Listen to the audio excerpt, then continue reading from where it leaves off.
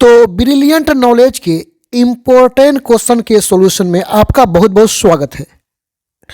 इस वीडियो में आपको जो भी मैं प्रश्न बताऊंगा यहीं से मैट्रिक परीक्षा में आने का पूरा संभावना है। यानी आज हम लोग जो है क्लास 10 इतिहास का जो पहला चैप्टर है यूरोप में राष्ट्रवाद, इसमें जितने भी इम्पोर्टेंट क्वेश्चन हैं उसी को देखेंगे। यानी इसमें 4 लघु उत्तरीय प्रश्न है और 2 दीर्घ उत्तरीय प्रश्न है। ये 6 जो प्रश्न है काफ़ी इंपॉर्टेंट है, इसको आप कर लीजिएगा ताकि आप मैट्रिक परीक्षा में बेस्ट कर सको। तो चलिए क्वेश्चनों को देख लेते हैं क्या क्या क्वेश्चन है। पहले हम लोग लघु उत्तरीय प्रश्नों को देख लेते हैं। पहला प्रश्न क्या है लघु उत्तरीय में, जर्मनी के एकीकरण के लिए बिस्मार्क ने कौन सी नीति अपनाई। आप देख सकते हैं ये कब पूछा गया है। 2012 का एनुअल यानी बोर्ड एग्जाम में पूछा गया है, 2014 का दूसरा पाली में पूछा गया है और ये 2017 का पहला पाली में पूछा गया है। 2012 में 1 या 2 नहीं है, इसका मतलब कि 2012 में एक ही पाली में एग्जाम होता था, दूसरा पाली नहीं होता था। उसी प्रकार ये जो दूसरा वाला प्रश्न है, इटली तथा जर्मनी के एकीकरण में ऑस्ट्रिया की भूमिका क्या थी, ये 2013 में आया है। 2013 में पहला दूसरा पाली नहीं होता था, एक ही पाली होता था। 2020 का प्रथम पाली में पूछा गया है। उसी प्रकार आप देख सकते हैं कि गैरीबाल्टी के कार्यों की चर्चा करें। और अंतिम जो लघु उत्तरीय प्रश्न है वह इटली के एकीकरण में मेजेनी का क्या योगदान था। और दीर्घ उत्तरीय प्रश्न 2 काफी मोस्ट इंपोर्टेंट क्वेश्चन है। पहला तो बहुत इंपॉर्टेंट है, आप देख सकते हैं कितना बार बोर्ड परीक्षा में पूछा गया है। आपके एनसीईआरटी में ऐसे जो प्रश्न है, ये जो प्रश्न है ये लघु उत्तरीय प्रश्न में, लेकिन पूछा जाता है दीर्घ में। तो दीर्घ में क्वेश्चन को थोड़ा सा लंबा लिखना पड़ता है, थोड़ा ज़्यादा शब्दों में लिखना पड़ता है। तो ये क्वेश्चन क्या है कि 1848 ईस्वी के फ्रांसीसी क्रांति के कारण क्या थे, उन कारणों को बताना है। और 2 नंबर में है राष्ट्रवाद के उदय के कारणों एवं प्रभाव की चर्चा करें। प्रभाव के जगह में कभी कभी परिणाम भी लिख देता है, तो उसमें कोई दिक्कत नहीं। तो चलिए प्रश्नों को सॉल्यूशन करना स्टार्ट करते हैं। सबसे पहला जो दीर्घ लघु उत्तरीय प्रश्न जो है कि जर्मनी के एकीकरण के लिए बिस्मार्क ने कौन सी नीति अपनाई थी, इस क्वेश्चन को देखते हैं, उसके बाद आगे देखेंगे। तो पहला लघु उत्तरीय प्रश्न है, जर्मनी के एकीकरण के लिए बिस्मार्क ने कौन सी नीति अपनाई। नीति का मतलब होता है प्लानिंग, योजना, नियम। यानी जर्मनी के एकीकरण करने में बिस्मार्क ने कौन सा योजना बनाया था, कौन सा प्लानिंग किया था। जर्मनी का एकीकरण का मतलब क्या होता है उसको समझिए। जर्मनी पहले छोटे छोटे राज्यों में बटा हुआ था, तो बिस्मार्क ने इन छोटे छोटे राज्यों को मिलाकर के एक ही देश बनाया, सबको मिलाकर के एक ही देश जर्मनी बनाया। तो इसी को जर्मनी का एकीकरण बोलते हैं। तो एकीकरण करने में, जर्मनी के राज्यों को मिलाकर एक करने में बिस्मार्क का क्या योगदान था, आइए इसको उत्तर में देखते हैं। देखिए यहाँ विलियम प्रथम ने जर्मनी के एकीकरण के उद्देश्य से बिस्मार्क को अपना चांसलर नियुक्त किया था। सिंपल सा बात है। चांसलर नियुक्त किसने किया था? विलियम प्रथम ने किया था। किसको किया था? तो बिस्मार्क को किया था। और बिस्मार्क को चांसलर इसलिए बनाया ताकि बिस्मार्क जर्मनी का एकीकरण कर सके। जर्मनी जो छोटे छोटे राज्यों में बटा हुआ है उसको एक करके एक शक्तिशाली देश बना सके। आगे देखते हैं। जर्मनी के एकीकरण के लिए उसने अनेकों युद्ध किए। अब बोला कि बिस्मार्क तो चांसलर बन गया, अब ये कैसे एकीकरण किया उसको समझिए।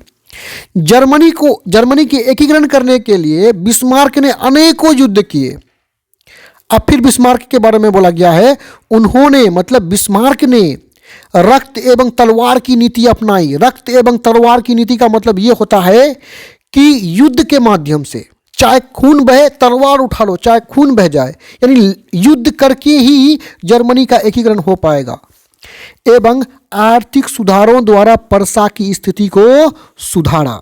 यानी बिस्मार्क को जो चांसलर बनाया था वो चांसलर पर्सा राज्य का बना था। नहीं, जर्मनी छोटे छोटे राज्यों में बटा हुआ था ना, तो उसमें एक राज्य था पर्सा, इसी पर्सा का चांसलर था। बिस्मार्क ने क्या किया, सबसे पहले पर्सा के स्थिति को सुधारा, यानी आर्थिक सुधार किया। आर्थिक का मतलब होता है अर्थ मतलब होता है रुपया पैसा। तो रुपया पैसा की दृष्टि से पर्सा को मजबूत किया। सैनिक शक्ति को मजबूत कर, सैनिक शक्ति को भी मजबूत किया, सेना को बढ़ाया, नए नए हथियारों का उपयोग करने लगे।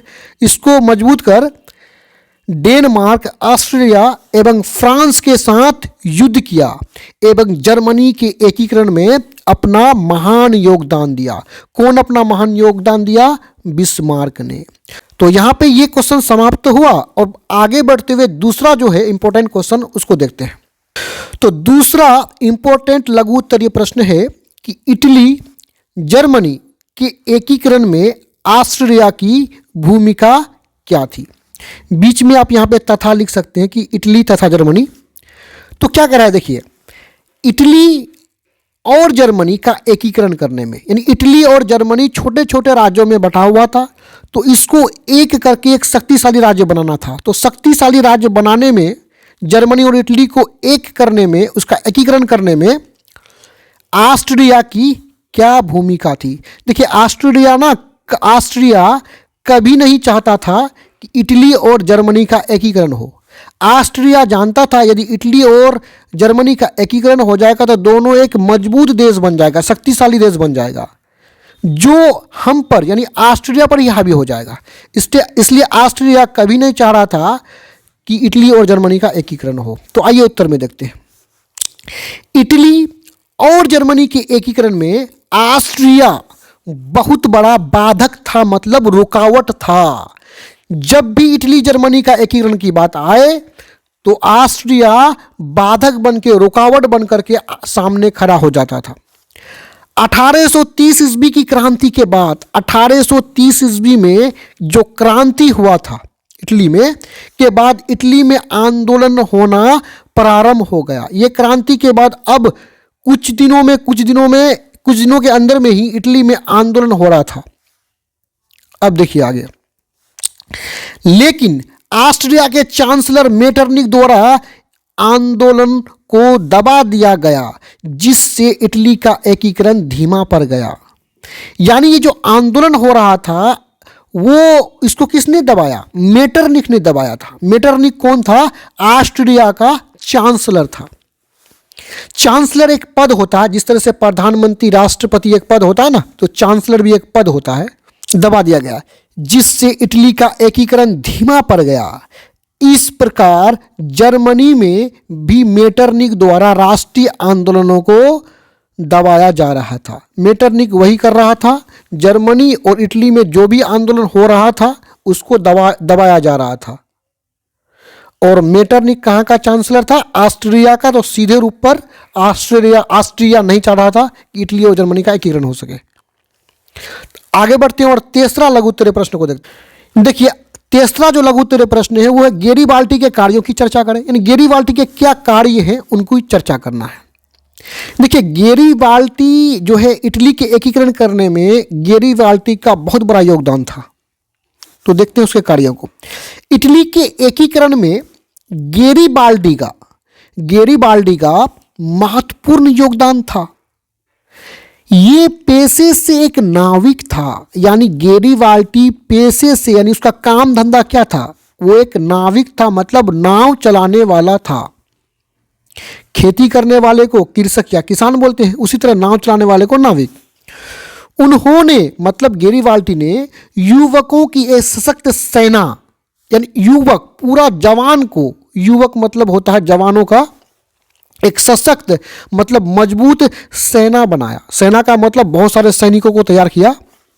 लाल कुर्ती बनाया, यानी ये जो सशक्त सेना बनाया उसका नाम क्या रखा? लाल कुर्ती। तो सीधे रूप पर लाल कुर्ती का स्थापना किसने किया था? गेरिबाल्डी ने किया था। आपका ऑब्जेक्टिव यहाँ पे हल हो रहा है। आगे देखिए, इन सैनिकों को लेकर इन्होंने सिसिली तथा नेपल्स को जीतकर यहाँ गणराज्य की स्थापना किया। गण का मतलब होता है जनता, राज तो समझ रहे हैं, तो जनता का राज्य, यानी राजतंत्र को हटा करके यहाँ पे गणराज्य की स्थापना की। बाद में इन्होंने अपनी सारी संपत्ति राष्ट्र को दान कर, बाद में अपनी सारी संपत्ति को, अपने दौलत को राष्ट्र मतलब देश को दान कर साधारण किसान की भांति जीवन गुजारने लगे। लास्ट में ये सब कुछ दान दिया और एक साधारण किसान की तरह जिंदगी गुजारने लगा। अब चलते हैं चौथा लघु उत्तरीय प्रश्न में। चौथा और अंतिम लघु उत्तरीय प्रश्न को देख लेते हैं, इसके बाद दोनों दीर्घ उत्तरीय प्रश्न को देखेंगे। देखिए यहाँ क्या है, इटली के एकीकरण में मेजेनी का क्या योगदान था। इटली के एकीकरण में मेजेनी के योगदान को हम देखेंगे। तो देखिए उत्तर में, इटली के एकीकरण में मेजेनी के योगदान, ठीक है। आगे चलते हैं। इनका उद्देश्य ऑस्ट्रिया के प्रभाव से इटली को मुक्त करवाना, मतलब आज़ाद करवाना। इनका मतलब मेजेनी का ये सपना था कि इटली को जो है ऑस्ट्रिया के प्रभाव से मुक्त किया जाए, यानी इटली पर पूरा जो प्रभाव जमा करके है ऑस्ट्रिया, इस ऑस्ट्रिया से किसी तरह मुक्ति किया जाए इटली को, क्योंकि ऑस्ट्रिया कभी नहीं चाह रहा था कि इटली का एकीकरण हो। ऑस्ट्रिया चाह ही नहीं रहा था कि इटली का एकीकरण हो। तो मेजेनी मेन बात को समझ गया यहाँ पे कि इटली तभी एकीकरण हो पाएगा इटली का, जब इटली जो है ऑस्ट्रिया के प्रभाव से मुक्त हो जाए, आज़ाद हो जाए। यानी इटली के एकीकरण करने में मेजेनी का मेन उद्देश्य था कि ऑस्ट्रिया के प्रभाव से इटली को मुक्त किया जाए, और दूसरा इटली का एकीकरण किया जाए। एकीकरण करना इसका उद्देश्य था। आगे चलते हैं। राष्ट्रवादी भावनाओं से प्रेरित होकर, राष्ट्रवादी भावनाओं से प्रेरित होकर मतलब मोटिवेट होकर, उससे सीखकर इन्होंने गुप्त क्रांतिकारी संगठन कार्बोनरी की सदस्यता ग्रहण की। सदस्य का मतलब कार्बोनरी जो क्रांतिकारी संगठन था उसका सदस्य बना, उसका मेंबर बना, उसमें भाग ले लिया। ये गुप्त क्रांतिकारी का मतलब समझिए, गुप्त मतलब छिपा हुआ, क्रांतिकारी मतलब क्रांति करने वाला संगठन। यानी ये जो गुप्त क्रांतिकारी संगठन कार्बोनरी जो था, वो छिप छिप करके लोगों से मुलाकात करके, भेंट करके उनके अंदर राष्ट्रवादी भावना को जगाता था। अपने उद्देश्य को पूरा करने के लिए, कौन, मेजेनी, अपने उद्देश्य को पूरा करने के लिए इन्होंने यंग इटली तथा यंग यूरोप की स्थापना किया। आपका एक ऑब्जेक्टिव क्वेश्चन भी सॉल्व हो रहा है कि यंग इटली और यंग यूरोप का स्थापना किसने किया था, तो मेजेनी ने किया था। तो यहाँ पे जो चारों लघु उत्तरीय प्रश्न है वो समाप्त होता है। अब चलते हैं दीर्घ उत्तरीय प्रश्न में। ये जो दीर्घ उत्तरीय प्रश्न है पहला काफ़ी इंपॉर्टेंट है, इसलिए आप इसे बेहतर ढंग से थोड़ा समझ लीजिए। ये जो क्वेश्चन है एनसीईआरटी में लघु उत्तरीय प्रश्न के रूप में है, लेकिन एग्जाम में अक्सर दीर्घ में पूछा जाता है। तो दीर्घ में क्योंकि ज़्यादा शब्दों में उत्तर देना है, तो ध्यान से इसको समझिए। 1848 ईस्वी के फ्रांसीसी क्रांति के कारण क्या थे। यानी फ्रांसीसी क्रांति मतलब फ्रांस का क्रांति, यानी ये क्रांति फ्रांस में हुआ था और 1848 ईस्वी में हुआ था। तो आइए इनके कारण को बताना है। यानी हमें ये बताना है कि ये फ्रांसीसी क्रांति 1848 में जो हुआ था, ये क्यों हुआ था, उसका रीजन क्या था, कारण क्या था। चलिए उत्तर में देखते हैं। फ्रांस का राजा लुई फिलिप द्वारा 1848 ईस्वी में गीजो को फ्रांस का प्रधानमंत्री नियुक्त किया गया था। यानी सिंपल सा समझिए कि फ्रांस का जो राजा था लुई फिलिप, उसने गीजो को क्या बनाया, प्रधानमंत्री नियुक्त किया, प्रधानमंत्री बनाया। और कब, 1840 ईस्वी में। कब, 1840 ईस्वी में। तो जो मतलब गीजो कट्टर प्रतिक्रियावादी नेता था। प्रतिक्रियावादी मतलब प्रतिक्रिया देने वाले को प्रतिक्रियावादी बोलेंगे। यानी आप कुछ भी कीजिए उसके बदले में वो प्रतिक्रिया देगा ही। आप उसको गाली देंगे तो वो आपको भी गाली देगा।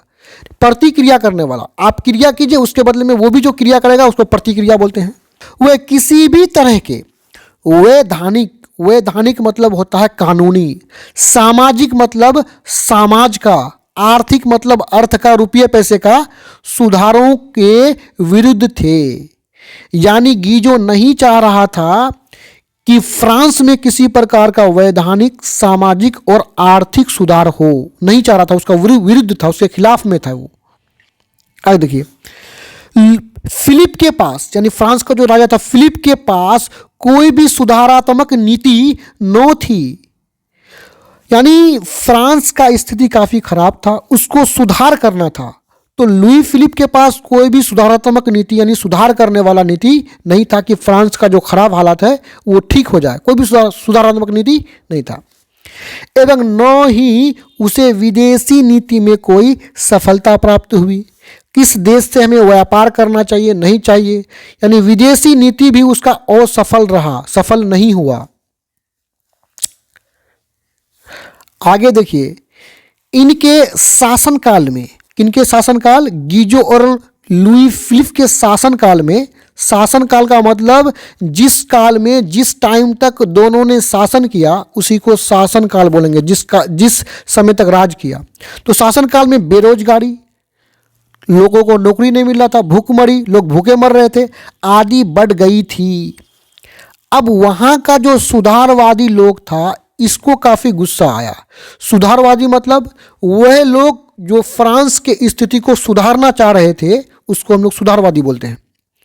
तो देखिए, सुधारवादियों ने 22 फरवरी 1848 को पेरिस में थियर्स के नेतृत्व में एक विशाल भोज का आयोजन किया, एक विशाल मीटिंग का आयोजन किया। यानी सुधारवादियों ने एक भोज किया, एक मीटिंग किया। कब? 22 फरवरी 1848 ईस्वी में।